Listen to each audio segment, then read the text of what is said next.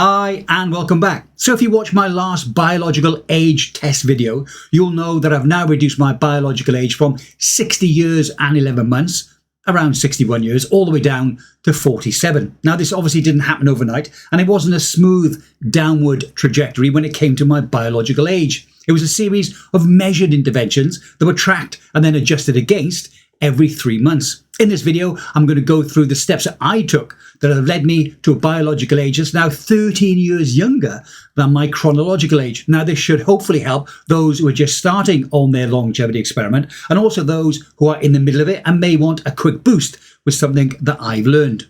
And hopefully give some tips to those who have already started, as well as being as interesting as I can make it. Now, I think the first thing to remember is to set a baseline. This I did, but purely by chance. It was not by design. And then once you've done that, try and record as much as you can. Now, I thought I had a pretty comprehensive list at the start, but as the months and the years rolled on, I did add a whole host of new metrics. One element that restricted me, and I'm sure will restrict many other people too, is that of cost. So once you've decided what you're going to record, then put a price to it to see if it is going to be financially viable for at least the next 3 to 5 years. And there will be objective and subjective markers that you need to record. Now, there will be things that will affect these markers, things such as your lifestyle. So I recommend that you dial in these things that you think may not be optimal before you start. Not to do so will affect your records if you change these in a haphazard way as you progress. Look at things like diet. Now, if you know your diet could be better, change it before you start to record, or make sure that your record keeping is set out in a way that these changes can be monitored and then recorded so that you know where you are. There is sometimes a feeling that you need to start straight away. This is true and is admirable, but you need to do a fair amount of preparation first. A phrase we often used in the army was failing to prepare is preparing to fail. Now, in my case, I knew my diet was not optimal. I was following what I believed at the time was sage advice. Eat at least 3 times a day to keep your metabolism ticking along. Eat low-fat meals, so things that are high in carbs like pasta, bread, etc. And reduce animal products like meat, fish and eggs. But this wasn't working for me. I was feeling tired, especially in the afternoons, and I was putting on weight. Even training 5 or 6 days a week for an hour a day was only allowing me to maintain. No matter how hard I trained, I really found it difficult to lose any weight. So I turned to YouTube for some alternatives. Elimination diets seem to be reaping fantastic results, both in weight loss and also in energy levels. So I started initially to look at veganism. It was promising, but the one thing that I really wanted from my new diet or my new lifestyle was for it to be sustainable. Many vegans I listened to and read about, especially those just starting out, which is what I would have been, was that there's a lot of preparation required. And as part of that preparation, you've got to get the right number of macros that you need. That's fats, carbs, and also proteins. A great deal of meal prep was needed, and for some dishes, you would really need to eat a lot of food, which makes sense. Plant eaters in the animal kingdom do eat literally from sun up until sundown. Although not at this point, but as my journey continued, I did find it hard to find vegans who, in my humble opinion, had enough muscle mass to fend off sarcopenia as they aged. This, I think, is still the case. Yes, there are vegan bodybuilders, but they are either young and or on steroids, or are older and are on steroids, or are now on TRT. And just because someone tells you they're 100% natural doesn't mean they're telling the truth. Having a specific diet doesn't mean that you're going to be truthful, especially if you are an influencer in that specific community. So veganism, it seems, wasn't for me. I started by trying the keto diet. The results were astonishing. I lost a lot of weight. I saw a decline in my need to nap in the afternoons, and my diet was very easy to follow. I ate 3 meals a day. Preparation was extremely simple. Eggs were boiled in the microwave in the morning for breakfast, and that took less than 5 minutes. Sausage, chicken and beef, etc. for lunch could be cooked the night before and heated at work if I needed to. I really do like cold sausages. Snacks, if I did need them, were things like nuts, and drinks were either black coffee or coffee with a splash of heavy cream or whipping cream. Evening meals were steamed fish and again, chicken or beef. A welcome side effect was that the psoriasis that I normally have on my elbows cleared up within about a month, and it's gone ever since. Although easy to prepare, the variety was, in my humble opinion, a little bit restrictive. So I moved on ever so slightly to low carb, high fat. This allowed me to add healthy carbs like vegetables and also fruit that's low on the glycemic index. This is where I am now, and I've been probably for the last 4.5 or 5 years. I eat as much as possible a whole food diet, and I reduce as much as possible ultra processed foods. That said, I'm not a monk, so I will steal the odd French fry off my son's plate and a slice of pizza from my daughter whenever we eat out. That leads me nicely on to time-restricted eating. I started this by pushing my breakfast later and later in the morning. I would keep hunger at bay by drinking black coffee or the newly introduced green tea. This certainly helped with my weight loss, especially fat around my waist. As we know, belly fat is associated with numerous metabolic conditions like high blood pressure, hypertension, alcoholic fatty liver disease, and also high triglycerides. Having 3 or more of these conditions means you suffer from metabolic syndrome. This puts you at heightened risk of heart disease, stroke, and also diabetes. Back to fasting. Once I pushed my breakfast back to noon and my evening meal was done and dusted by 8 p.m, I was then on what they call the 16-8 protocol, eating during an 8-hour window and fasting for 16 hours, most of which of these were done when I was sleeping. Trust me, reducing your eating window to 8 hours is more psychological than it is actually physical. So if you want to do that, but you have reservations about feeling hungry during the day, start by taking small steps. Start by reducing your eating window by just 30 minutes. Do that for as long as it takes for you to feel comfortable with that. Then push it back by another 30 minutes. Keep doing this until you reach your goal, whatever your goal may be. I'm now just eating 1 meal a day. I eat 1 large meal between 1 and 2 p.m. in the afternoon. Then if I feel peckish after that, it's a small bowl of nuts or a coffee with cream. My eating window is now maximum of 3 or 4 hours in the afternoon. Other elements of your lifestyle that you may want to normalize before you start recording your data could be to stop or to cut back on smoking, making sure your exercise regimen is stable, prioritizing sleep, etc. Let's say all that is done. What kinds of things do you think you may want to record? Now, high on your list, I think, should be your biometric measurements. You can work out your BMI, your body mass index, and your waist circumference with just a measuring tape. BMI will then put you into a weight category from underweight to healthy range, to overweight, to obese, and then finally severely obese. This method was introduced in 1830 by an astronomer and a mathematician who was not a medical professional, and as a result has attracted much pushback in the main because the formula does not distinguish the obvious difference between fat and muscle when it comes to weight. A better way to measure your health by also just using a measuring tape is the height to weight ratio method.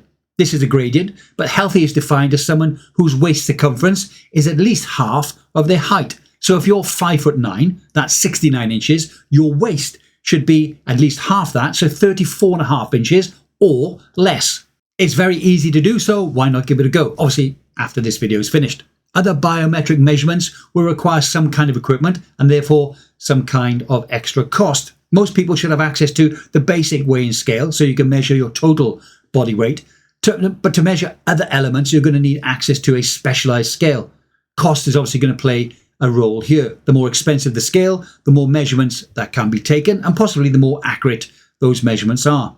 So as well as your weight and BMI, you could look at your body fat percentage, muscle mass, and your basal metabolic rate, or your BMR. Now this is very useful if you want to lose weight by counting calories. Your BMR provides a baseline estimate of how many calories you burn when you're doing absolutely nothing at all in the day. This allows you to calculate your total daily energy expenditure, or TDEE, by factoring in that activity level. For example, sedentary people, it's their BMR times 1.2.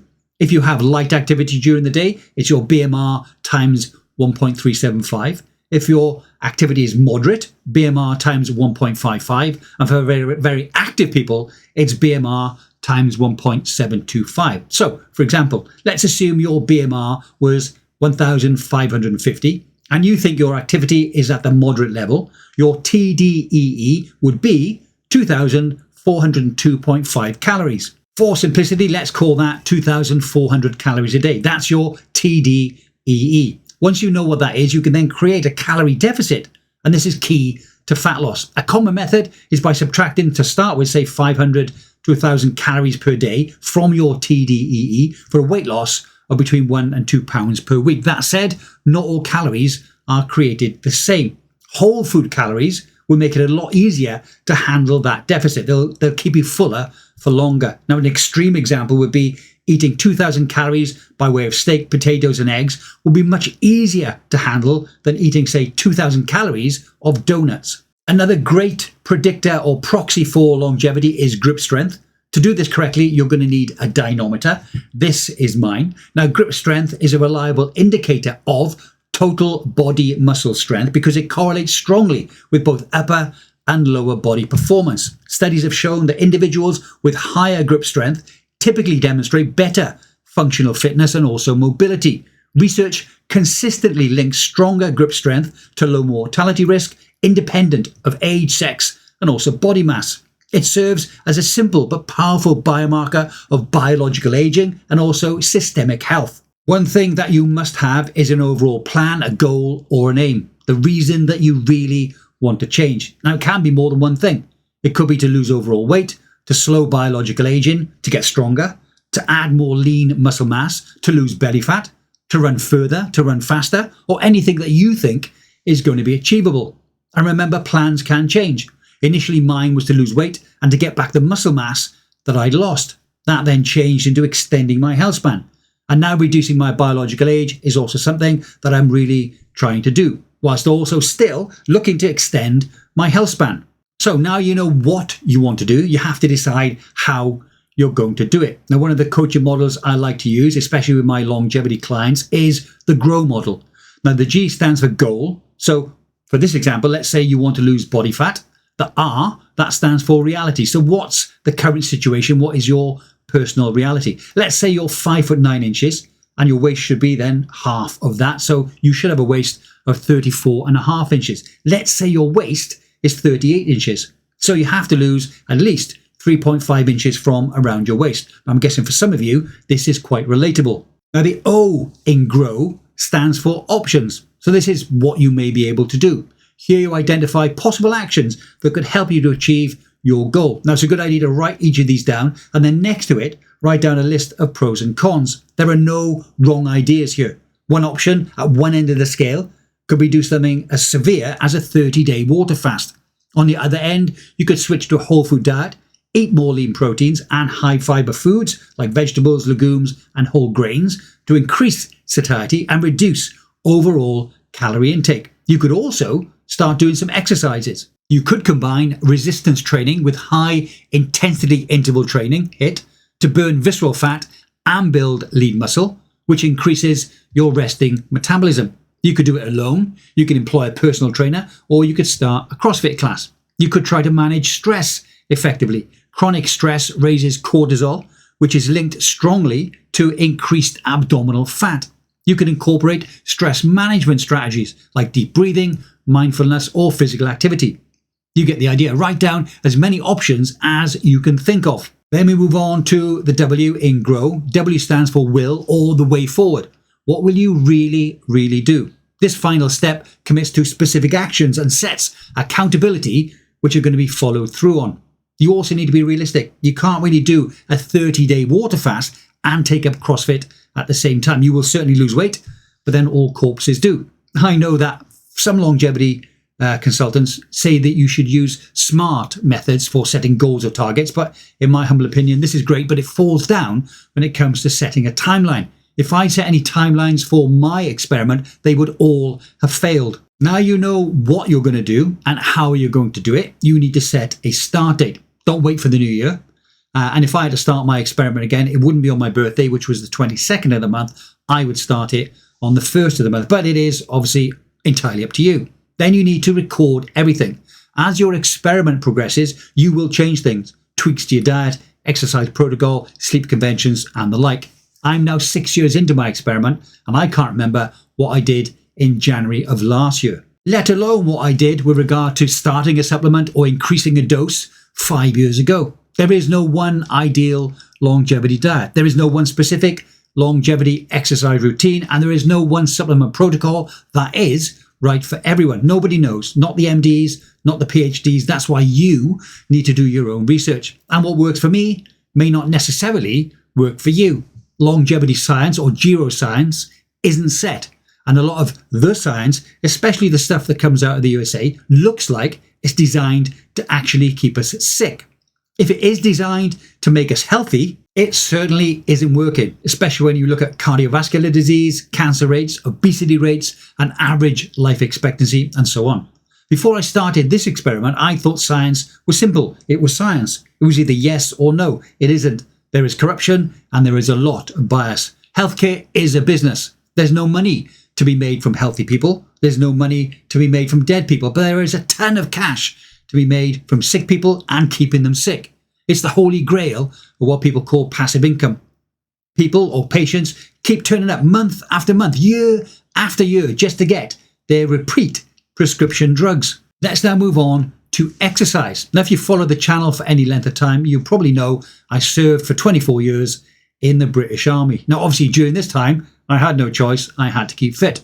Then I moved to the Middle East. Still working with the military meant I did need to maintain those fitness levels. Nothing sows the seeds of unprofessional more than a fat soldier. So my mindset was right. Keep training as I'd done from the age of 17 to the age of 41. This I did, but the results were different, and they were very different as the years rolled by. It got harder and harder to control my weight. Now, we've spoken about my change in diet, which did help on the fitness side, as did my change in exercise protocol. I moved away from the traditional bodybuilding type exercise sessions or the long, slow runs to a more functional fitness-based style.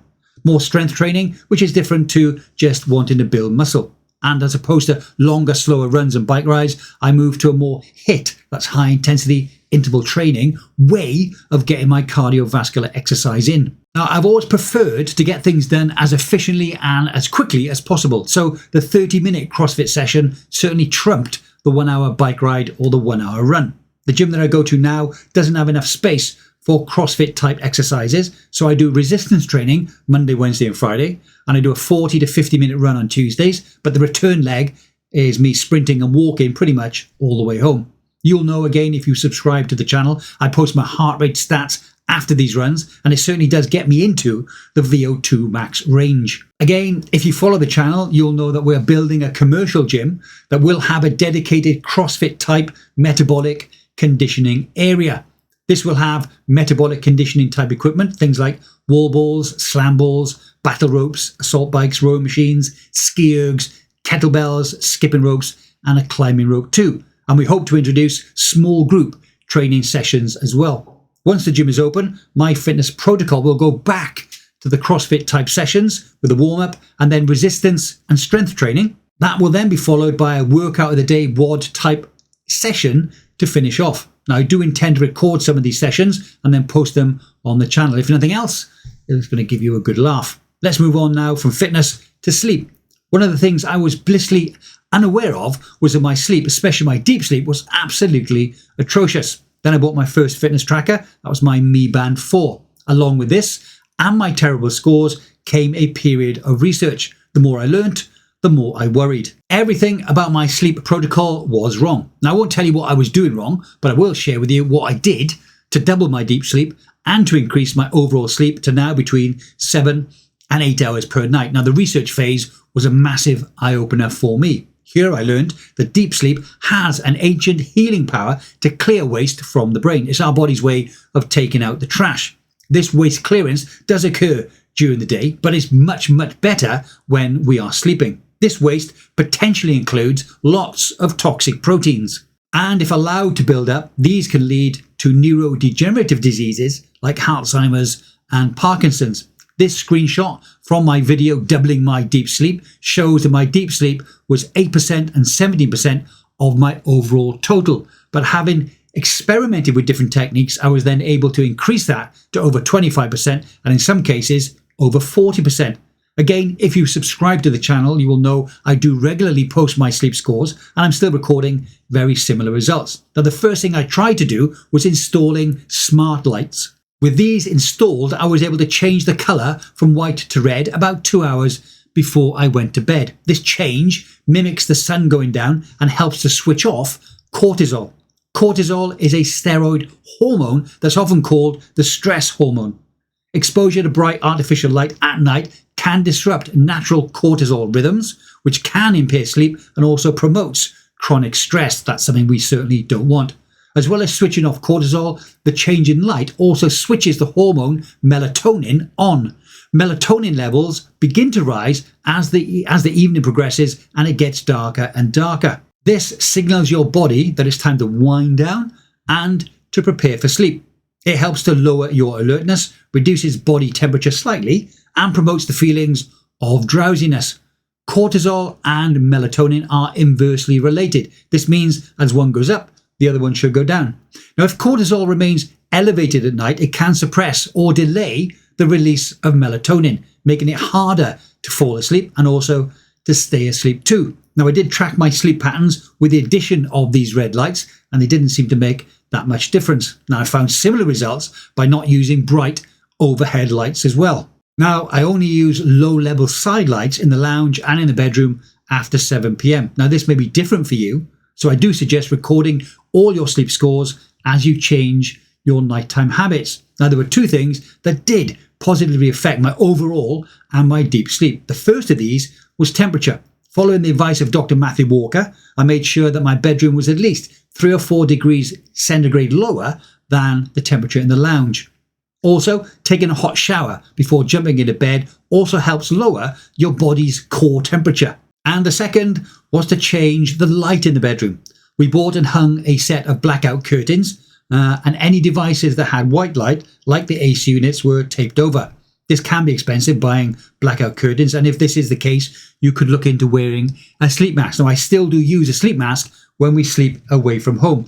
This is mine. You can see it has padding to cover the eyes completely, and I find this style better than the flat ones that you normally get given on aeroplanes. I think that pair cost me around $10, so they certainly won't break the bank. Let's now talk about stress. Stress can significantly accelerate biological aging, even if your chronological age stays exactly the same. This acceleration happens through various molecular and physiological mechanisms. Chronic psychological stress has been linked to shorter telomeres, a well-known marker of cellular aging. When telomeres become too short, they enter senescence or they die, contributing to aging and also age-related diseases. A landmark 2004 study conducted by Dr. Elisa Eppel and Dr. Elizabeth Blackburn found that women with chronic caregiving stress had significantly shorter telomeres, equivalent to about 10 years of additional biological aging. Chronic stress also activates the HPA axis. This is the central stress response system in our bodies. It plays a major role in regulating stress, mood, energy, immune response, digestion, and even biological aging. It also increases levels of cortisol. As we know, this is the stress hormone. Prolonged cortisol elevation is associated with a number of serious reactions. These include reduced immune function, muscle wasting, visceral fat accumulation, and impaired sleep, and glucose metabolism. Stress also triggers low-grade inflammation and oxidative stress, both of which contribute to tissue damage and also biological age acceleration. This chronic immune activation is also linked to age-related diseases such as cardiovascular disease, dementia, and also diabetes. Now, my ultra-human ring does give me a stress rhythm score. It gives me a stressed score. This is a negative or overwhelming response. It means you're overloaded, anxious, or under threat. That's mentally or physically. This obviously needs to be low. It also gives me a stimulated score. This is the positive or neutral response. It means you're energized, alert, or activated, but more importantly, it means you're still in control. It also gives me a relaxed score. It also gives a sympathetic activation score. This is triggered by activities such as physical exertion, like exercise, emotional stress or anxiety, cold exposure, pain or injury, and fear of perceived danger. Now, short-term sympathetic activation is actually quite healthy. It helps with focus, performance, and even longevity, but only when followed by a period of recovery. But chronic sympathetic dominance without balance from the parasympathetic system, that's known as the rest and digest side, can lead to high blood pressure, insomnia, fatigue, and also accelerated aging. Now, my scores are generally very good, But if you feel stressed or you have a device that shows that you are stressed, you could try things like yoga, walking, breathwork, medication, mindfulness, sleep optimization, etc. Now, if you're unsure about what would be good for you, then just ask ChatGPT. Now, the next thing that I think was key for me was targeted supplementation. Now, I think there are two types of supplementation: measurable and unmeasurable. Measurable are compounds that you can test against. So vitamin D, omega-3, testosterone, estrogen, iron, magnesium, etc. Once you have the results, you can then decide, with the help of a medical professional, what your dosing protocol should be. And then, having supplemented for a relevant amount of time, get tested again to see if that supplementation has actually worked. If it has worked, then continue on the same dose. If you're still outside the sufficient range, then you may need to consider with your medical professional upping that specific dose. Unmeasurable supplements are those that you can't really test against, and there's no recommended daily allowance or daily intake. Unfortunately, a lot of people just guess when it comes to their supplements, especially those who take multivitamins and think because they take a multivitamin they are completely covered. They're probably not. Now, although it may not be dangerous, it may be a waste of money. Now, I do take a lot of unmeasurable supplement compounds such as resveratrol, hyaluronic acid, aspirin, creatine, fisetin, quercetin, Circ6 activator, and Glynac, which is glycine, and NAC. Now, one thing that when they first came out I was not convinced by, but now I swear by, are wearable devices. Now, I currently use two. I've got my Ultrahuman ring and I've got my now Mi Band 8. This is the third version that I've got of this. Now, obviously, they aren't perfect. No wearable is. And those who tell you that the Oura Ring is superior or you should only wear the Whoop tracker are just giving you their opinion, much like I am now, but you really do need to do your own research. The results you get, like step count, deep and REM sleep, heart rates, stress levels, etc., don't always match 100%. But then, for the vast majority, they are very close. As I was writing this on a Sunday, I took screenshots of last night's sleep. My REM sleep score had a difference between the two of 10 minutes, and the deep sleep was only 1 minute out. In the same way that you can't guess your cholesterol levels, you can't guess how many steps you took, how stressed you were, what your heart rate was during a run, or how much sleep you were getting last night. Now, I've heard lots of people say, I always get a good 8 hours sleep at night, and this is all based on them switching off the light at 10 p.m. and the alarm waking them up at 6 a.m. in the morning. Now, if you don't measure it, you can't evaluate it.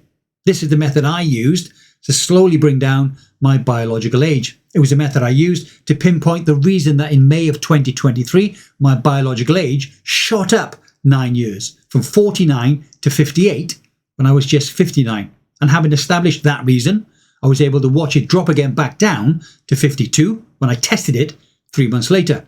And it was a method I used to allow me to pinpoint the reason that my biological age, the last time I measured it, was 13 years younger than my chronological age. At present, my chronological age is 61, but my biological age is just 47.